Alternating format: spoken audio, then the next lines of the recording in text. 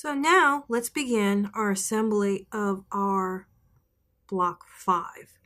We're going to need to make 8 of these blocks that measure 9.5 by 6.5.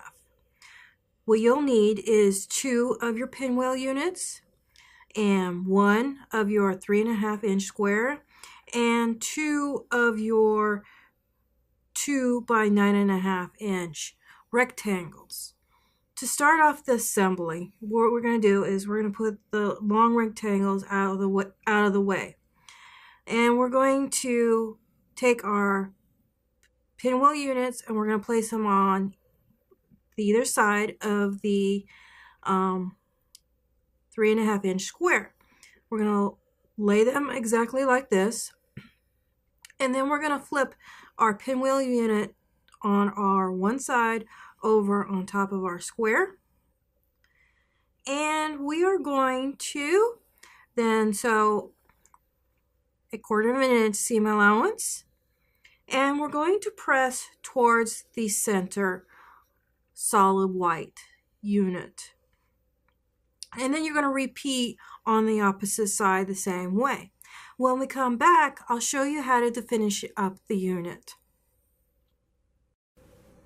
Now that we have our unit complete, we can now add our 2 pieces of 2 by 9.5-inch rectangles. And we're going to place these with right sides facing up. And we are going to then sew them on the bottom and the top of our row that we just sewn.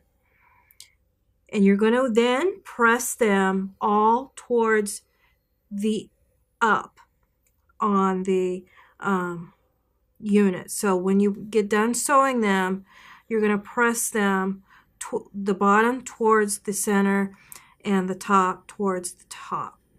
So I will show you that when we come back. Now that I've sewn block 5 together, you can see now how we can actually press this.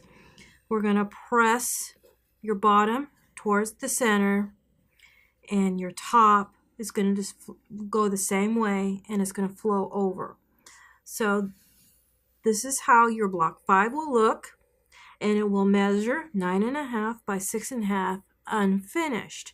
Remember, you're going to need to make a total of 8 of these blocks for your quilt. Thank you for joining me for month 5 in the Rambling Star Block of the Month video series. See you next month where we'll be making block 6.